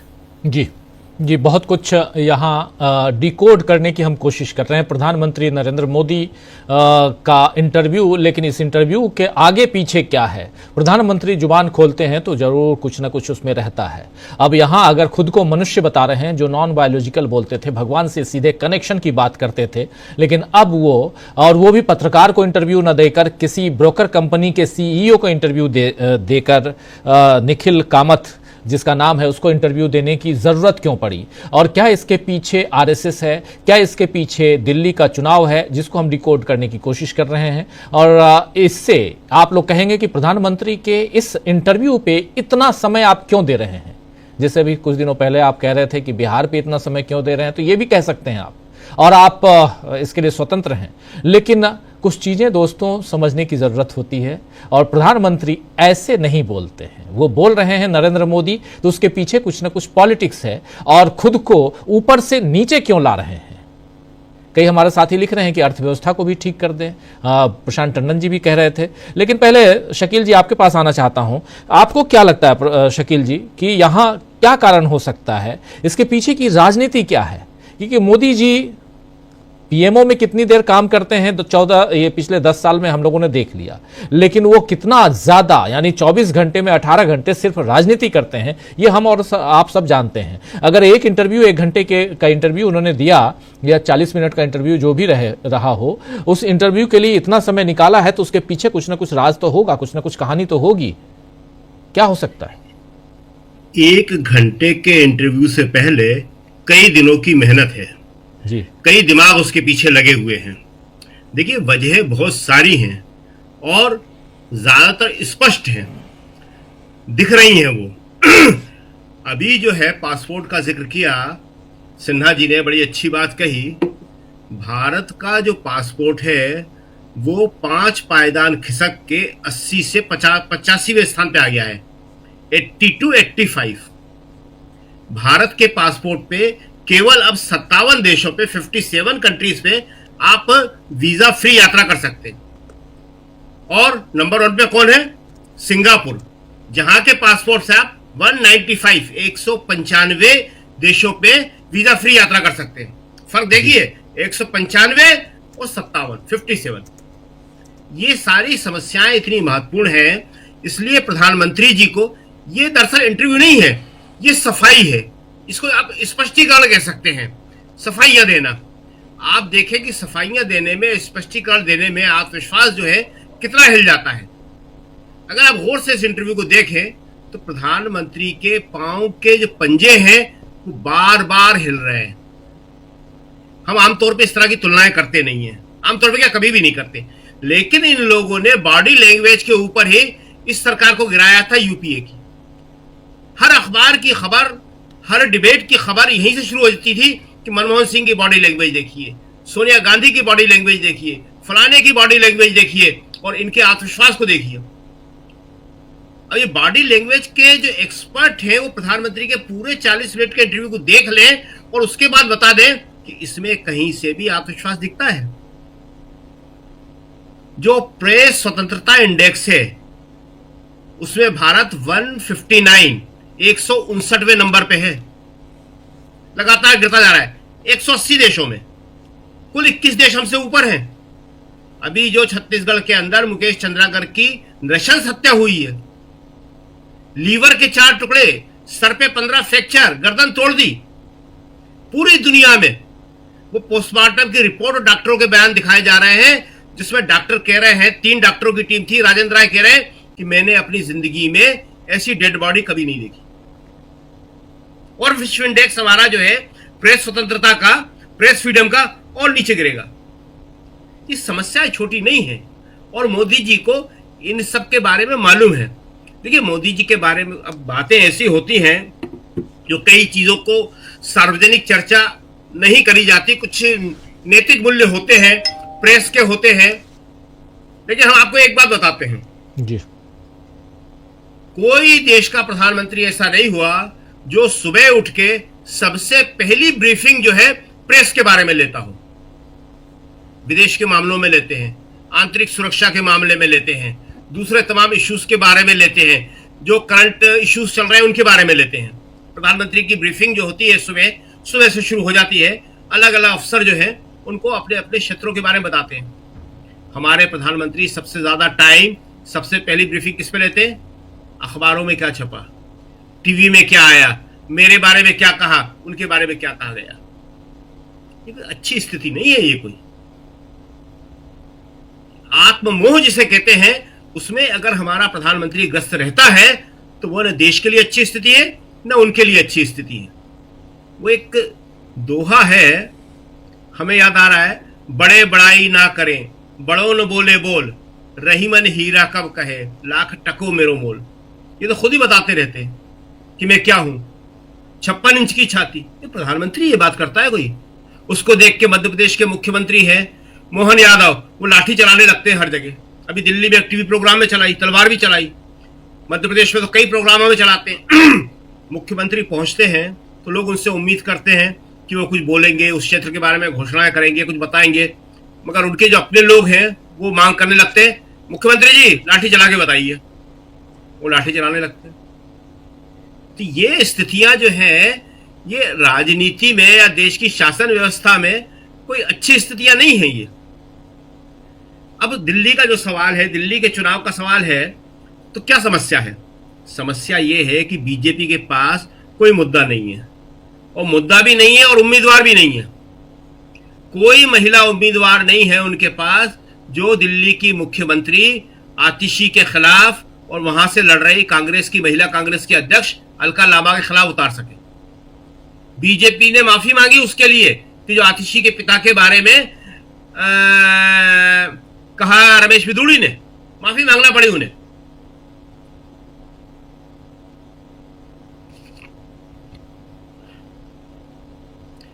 माफी मांगना पड़ी उन्हें। आ रही है बस? जी जी, आ रही बिल्कुल। हाँ, उन्हें माफी मांगना पड़ी। और जो प्रियंका गांधी के बारे में कहा था उसके बारे में खुद बिदुड़ी को माफी मांगना पड़ी। तो समस्या यह है कि ना कोई मुद्दा है ना कोई उम्मीदवार है, तो वो सीएम हाउस का मुद्दा उठा रहे हैं। सीएम हाउस का मुद्दा क्या होता है? दिल्ली के अंदर राष्ट्रपति भवन है। आज से 10 साल पहले तक हर साल 6 महीने में मीडिया की खबर होती थी कि राष्ट्रपति भवन में इतने कमरे हैं, इतने एकड़ में बना हुआ है, काहे के लिए बना हुआ है, क्या उसकी जरूरत है, उसमें ये हो जाना चाहिए, उसमें वो हो जाना चाहिए। 7 रेसकोर्स रोड, जिसको आज कल्याण मार्ग कहा जाता है, वो इतने बंगलों को मिला के बना हुआ है, 5 बंगलों को मिला के, उसमें एक आदमी के लिए क्या जरूरत है उसकी, उसका ये हो जाना चाहिए। आज वो सब चर्चा में नहीं होता। राष्ट्रपति भवन और पीएम हाउस की चर्चा नहीं हो रही है। अभी आम आदमी पार्टी ने शुरू करी है उसको शीश महल के मुकाबले में। और राजभवन जो राज्यपालों के होते हैं, इतने इतने आलीशान बने हैं, इन लोगों को मालूम है, महलों से बड़े बड़े बने हुए हैं। और मुख्यमंत्री निवास इतने सारे हमारे राज्य हैं, उनमें कैसे कैसे बने हुए हैं। ये चर्चाओं के कोई विषय हैं? पहले ये कांग्रेस के खिलाफ इस विषय को लाते थे, राष्ट्रपति भवन के मुद्दे को, प्रधानमंत्री निवास के मुद्दे को, फलाने मुख्यमंत्री। आज ये दिल्ली के मुख्यमंत्री के खिलाफ लाए, इसमें कोई बुराई और भलाई की बात नहीं। लेकिन क्या यही एक मुद्दा है?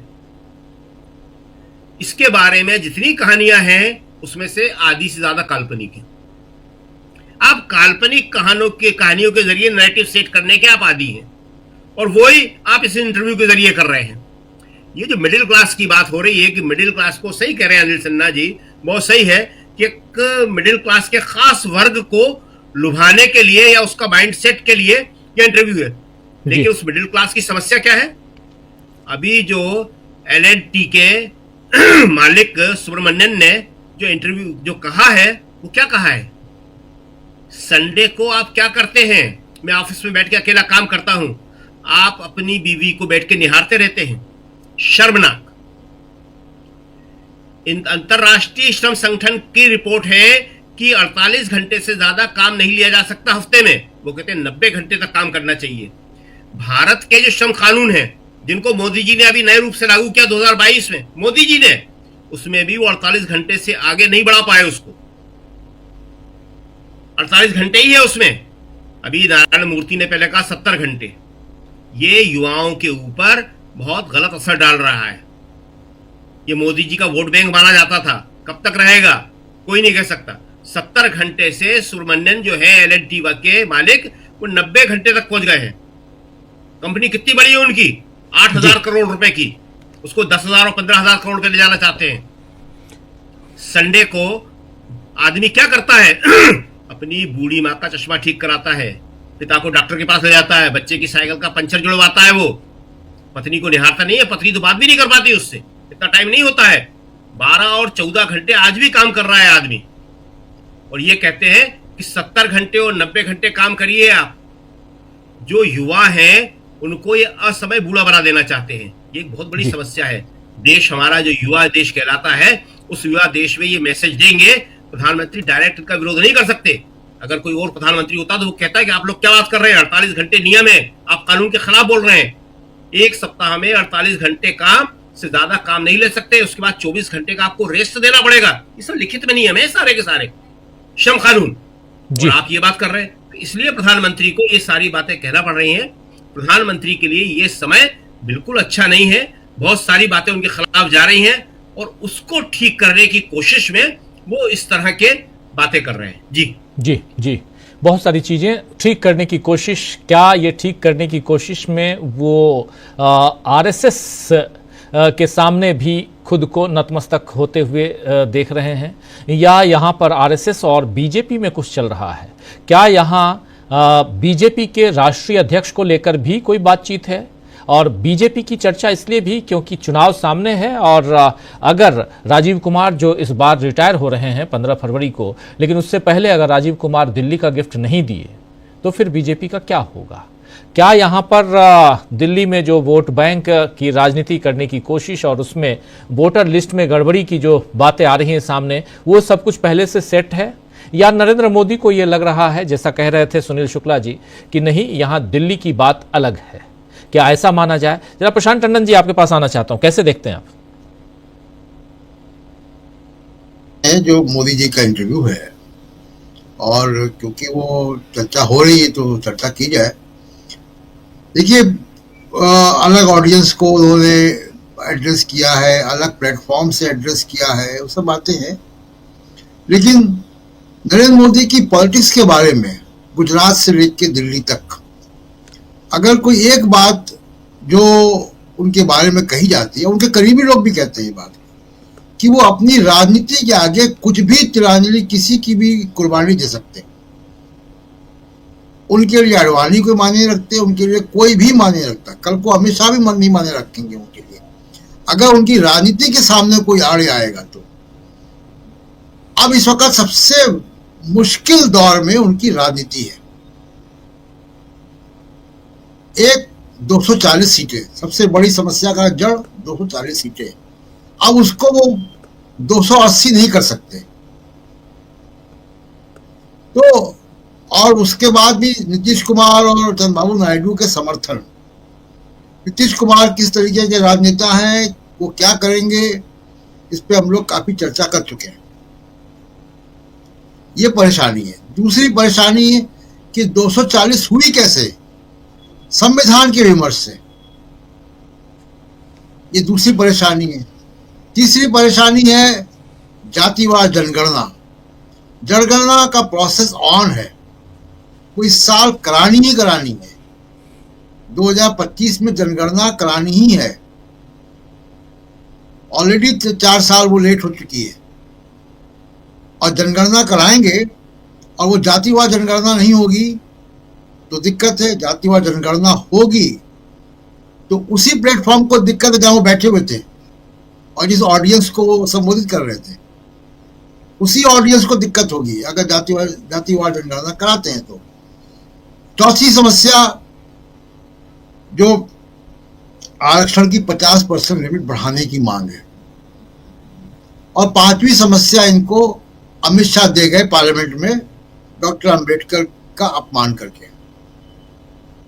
तो ये तमाम सारी जो चुनौतियां हैं, उससे जो मोदी जी का सामाजिक आधार है, जिस बिना पे वो चुनाव जीतते आए हैं, वो सामाजिक आधार डिस्टर्ब होता है, उसमें चुनौती आ रही है। और वो चुनौती लेकर आ रहे हैं राहुल गांधी, जिस विमर्श को हो सकता है एक इलेक्शन में, 2 इलेक्शन में ये रिफ्लेक्ट ना हो कि वो सुई कांटा नहीं हिल रहा है, बैरोमीटर नहीं, हरकत नहीं हो रही उसमें, लेकिन ये दूरगामी राजनीति को बदलने की बात है। और इस रास्ते पर अगर देश चल पड़ा सामाजिक न्याय के विमर्श पे, संविधान के विमर्श पे, जातिवाद जनगणना के मामले पे, तो बीजेपी का जो सामाजिक आधार है, जो वोट बैंक है, उस पर बहुत बड़ी सेंध लग जाएगी। तो परेशानी वहां है। ये जो भगवान से इंसान बनने की यात्रा है, उसमें ये बड़े कारण है जो कि इमेज को रीबिल्ड करने की आवश्यकता पड़ रही है। जो अनिल सिन्हा जी कह रहे थे कि इमेज को रीबिल्ड करने की आवश्यकता क्यों पड़ रही है, इसीलिए पड़ रही है क्योंकि अब ये चुनौतियां हैं और इसमें काफी कुछ बड़ा कंट्रीब्यूशन राहुल गांधी का है। अब राहुल गांधी उस तरीके के नेता तो है नहीं कि ईडी से डर जाएंगे, सीबीआई से डर जाएंगे। बाकी लोगों को तो आप इधर उधर कर लेते हैं। जो ईडी सीबीआई से हाथ नहीं आता तो उसको अडानी से आप कब्जे में ले आते हो पैसे के बल पे। तो ये जो बातें हैं, ये परेशानी का कारण मोदी जी का है और ये आसान नहीं है। यहां से उनकी राह आसान नहीं है। मोदी जी के लिए आर्थिक चुनौती कोई चुनौती नहीं है। उनको मालूम है कि मैं 2 भाषण दूंगा और कोई मंगलसूत्र भैंस की बात करूंगा, उनका जो समर्थक है वो उसमें आ जाएगा। लेकिन अगर समर्थक सामाजिक न्याय, संविधान, जातिवाद जनगणना के मामले पर इधर उधर हो गया तो वो फिर भैंस, मंगलसूत्र, मुजरा वाले डायलॉग से वो वापस नहीं आएगा, फिर वहां परेशानी होगी। तो परेशानी वहां है जो सामाजिक आधार को हिलने की बात हो रही है। जी राजीव, बिल्कुल बिल्कुल आप सही कह रहे हैं, सामाजिक आधार हिलने की बात है और बहुत सारे मुद्दे जिनके तरफ आप इशारा कर रहे हैं, जरा इन्हीं बातों को आगे बढ़ाते हैं। सुनील शुक्ला जी क्या कहेंगे इस पे आप? सवाल यह है कि क्या प्रधानमंत्री जी की वही लोकप्रियता है जो 2014 में थी, 2019 में थी? क्या प्रधानमंत्री जी की बातों में कोई नवीनता रह गई है? जिन बातों पे आकर के एक मध्यम वर्गीय समाज भारतीय जनता पार्टी की तरफ, नरेंद्र मोदी जी की तरफ आकर्षित हुआ था, वो कारण भी मौजूद हैं। जिन अच्छे दिनों की बात को लेकर के, जिस बेरोजगारी को दूर करने की बात को लेकर के, जिस किसानों की आय को दुगनी करने की बात को लेकर के एक वर्ग भारतीय जनता पार्टी की ओर, चाहे प्रधानमंत्री जी की ओर आकर्षित हुआ था, वो है अभी उनके साथ बना हुआ है। अगर आपने अपने पुराने वायदों को पूरा नहीं किया, उन वायदों को पूरा करते हुए आप दिखे नहीं, तो जो आपने एक मतदाता वर्ग तैयार किया, वो मतदाता वर्ग आपके साथ कैसे रहेगा? तो आपको बार बार कोशिश करनी पड़ती है, किसी न किसी ने, आप पत्रकारों से आपको बात करनी नहीं है, उनके सवालों का जवाब आपको देना नहीं है। क्यों नहीं देना है? क्योंकि उन सवालों के जवाब आपके पास नहीं जो आपसे पूछे जाएंगे। तो ऐसा, और जो आप हमेशा से कहते आ रहे हैं, आपको कहने का मौका वही लोग देंगे जिनको आप ढूंढ करके लाएंगे, चाहे वो अक्षय कुमार हो और चाहे ये नए सज्जन को आप निखिल कुमार जी को लेकर के आए हैं वो हो। ये कोशिश क्या है? अब सवाल ये पैदा हो गया कि नया वर्ग तो कोई आपके साथ आ नहीं रहा है, जो वर्ग है आया हुआ है वह बचा रहे, कम से कम उनमें खिसकने की गुंजाइश शुरू ना हो जाए, डर आपको सता रही है। और स्वाभाविक सी बात है कि जिन कारणों से लोग आपके पास आए, आपका प्रतिबद्ध मतदाता, इसमें कोई दो राय नहीं, 10-15% आपके पास प्रतिबद्ध मतदाता हैं जो राष्ट्रवाद के नाम पर, हिंदुत्व के नाम पर, सांप्रदायिक ध्रुवीकरण के नाम पर आपके साथ रहते हैं। लेकिन ये जो 25-30% तक संख्या गई है, यह वर्ग तो एक बेहतर जीवन की उम्मीद आपके पास आया था, वो तो आप पूरा करते हुए कहीं दिख नहीं रहे। अब इनके खिसकने की आशंका ज्यादा हो गई है। कैसे इसको बांध के रखा जाए? उनके आर्थिक सपने पूरे नहीं हुए, उनके सामाजिक सपने पूरे नहीं हुए, उनके जीवन में बदलाव के जो सपने थे वो पूरे नहीं हुए, तो क्या करेंगे आप? और उनको आप आश्वासन देने की स्थिति में है नहीं। एक किसान नेता पिछले 40-45 दिनों से अनशन कर रहा है और आप ये कान पर जू नहीं रेंगती। पूरी की पूरी सरकार एकदम ठप पड़ी हुई है और आप चाहते हैं कि दिल्ली के लोग भारतीय जनता पार्टी को सत्ता में ला दें। किन बातों को लेकर क्या ला दें? आप शीर्ष महल और राजमहल की बात करेंगे और लोग आपके साथ खड़े हो जाएंगे।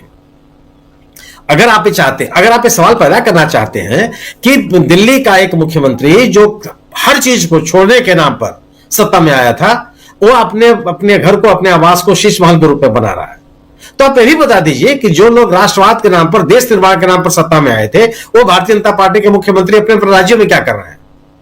उनके आवास कैसे झोपड़े में है और टेंट में है? उन्होंने अपने आवासों में कुछ नहीं किया है, आपको बताना पड़ेगा ना। तो आप इस विषय में बात नहीं करना चाहते, आप अपनी सुविधाओं के बारे में बात नहीं करना चाहते, तो आपका ये एजेंडा लोगों के बीच में कैसे चला जाएगा? लोग कैसे सुन लेंगे उसको?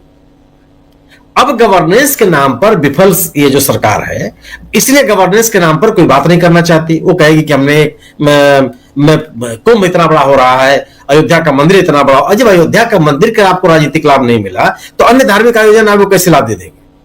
आर्थिक मसले किसी भी भावनात्मक या धार्मिक मसले से ज्यादा महत्वपूर्ण है, और आर्थिक मसलों पर यह सरकार विफल है लगातार। न तो, और ऐसा नहीं कि इसकी कोई कल्पना करने की आवश्यकता है या कोई व्यक्ति आरोप लगावे। सब लोग कह रहे हैं कि जो समान उपभोक्ता वस्तुओं की वस्तुओं के उपभोग है वो घट गया। सभी लोग कह रहे हैं कि जो घरेलू बचत है वो घट गया। ये सभी कह रहे हैं, ये आंकड़े आ रहे हैं कि जो क्रेडिट कार्ड यूजर्स हैं वो उनमें डिफॉल्टर होने वालों की संख्या बढ़ती चली जा रही है। सभी ये कह रहे हैं कि जो हेल्थ सेक्टर की चीजें हैं वो लगातार महंगी होती चली जा रही हैं। तो फिर सरकार किसके लिए है? किन बातों के लिए है? और यह सरकार कारपोरेट के पक्ष में खड़ी है, पूंजीपतियों के पक्ष में खड़ी है। यह बात भी इसका कोई खंडन नहीं कर सकता कि जो सरकार एक कारपोरेट का नाम संसद की कार्रवाई में शामिल नहीं होने देना चाहती, किसी के ऊपर नहीं शामिल होने देना चाहिए, इसका प्रमाण क्या चाहिए लोगों को? उसकी किसी भी बात पे आप चर्चा नहीं करना चाहते हैं। तो आर्थिक मोर्चे पे आप फेल हैं। आप धार्मिक मुद्दों के आधार पर तो लोगों की भावनाओं को नहीं छू सकते हैं। कैसे चलेगा वो? जो व्यक्ति अपने दो वक्त की रोटी के लिए इंतजाम करने में परेशान है, उसको कुछ नहीं हासिल हो रहा है, उनको आप इधर उधर की बात कैसे समझा लेंगे? आपकी बात में कोई नवीनता है नहीं। सवाल यही है तो इस तरह के जो साक्षात्कार है, बिल्कुल मैं इस चीज की बात से सहमत हूं कि वही है कि आप एक पेंट करने की, ब्रांडिंग तो कर नहीं सकते आप, बिल्कुल सही कहा उन्होंने। अब उसको एक नया पेंट, जो पेंट गिरा हुआ उसको नए तरीके से उसको पेंट करने की कोशिश है कि मैं कितने सामान्य वर्ग से आया। और कौन सा नेता सामान्य वर्ग से नहीं आया? लाल बहादुर शास्त्री नहीं आए, भीमराव अम्बेडकर नहीं आए, गुलजारी लाल नंदा नहीं आए। कौन ऐसा व्यक्ति है जिसको विरासत में डॉक्टर मनमोहन सिंह नहीं आए? मतलब ये लोग क्या है? मतलब जो और मनमोहन सिंह तो प्रधानमंत्री होने की जो बात कही जा रही है कि प्रधानमंत्री होने के बावजूद अगर लोगों को याद होगा कि साहब नीले रंग की एक जैकेट जो है पहने, जो हमेशा दिखाई पड़ते थे, नीले रंग की पगड़ी और नीले रंग का जैकेट, तो दूसरा कलर किसी को याद नहीं होगा। और आप उसको केवल है क्या कि आपके पास एक है प्रोपेगेंडा मशीन है, उस प्रोपेगेंडा मशीन के तहत आप बात करते रहते हैं, लेकिन वो चल नहीं रहा, लोग उसको स्वीकार नहीं कर रहे। लोगों को क्यों लगता है, लोगों ने एक सामान्य वर्ग से आए हुए नेताओं के प्रति क्यों बहुत श्रद्धा रखते थे? क्योंकि खुद भी बहुत ही त्याग की बात करता था और उसको उनको लोगों को लगता था कि हमारी समस्याओं को समझेंगे। आप आम आदमी की समस्या को समझते नहीं है, आप अडानी के हितों की चिंता आपको जरूर लगी रहती है, उनको नुकसान ना आने पावे। जब यह बात होती जाएगी तो स्वाभाविक सी बात है कि आप अपने मतदाता वर्ग को अपने साथ जोड़े नहीं रख पाएंगे, संभव नहीं है। उनको जोड़े रखने की कोशिश है, लेकिन दिल्ली के चुनाव में यह होता हुआ नहीं दिख रहा है।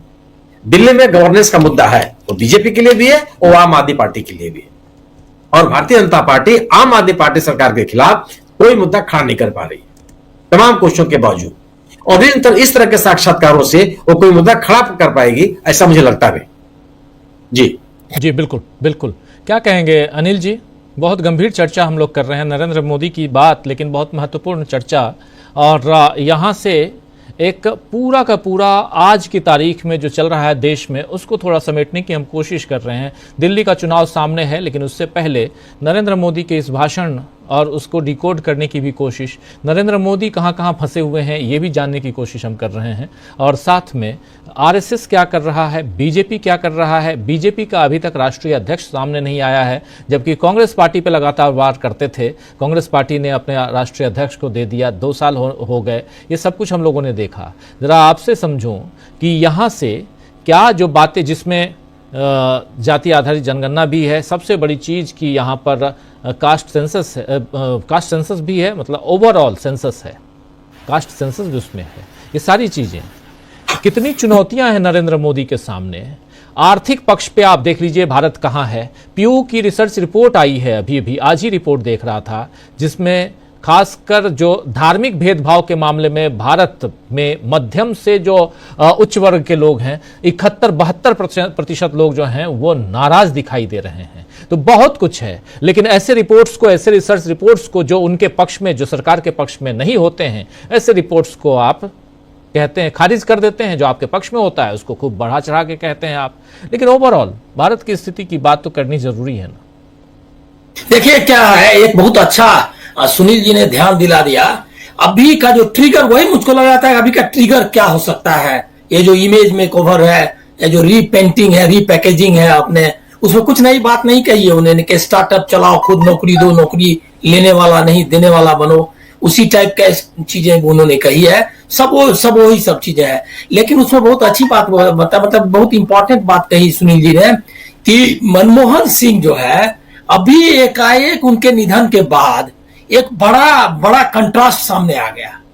और एक जो मनमोहन सिंह उभरे हैं, मतलब मौत के बाद मीडिया ने उनको बुला दिया था और वो कहीं सोए हुए थे। अब मतलब ये जो मध्यवर्ग है, हिंदुस्तान का नया मध्यवर्ग, उसके दिमाग में वो एकाएक जग गया। वो जो है उनके दिमाग में एकाएक जो है वो निकल आया है फिर से।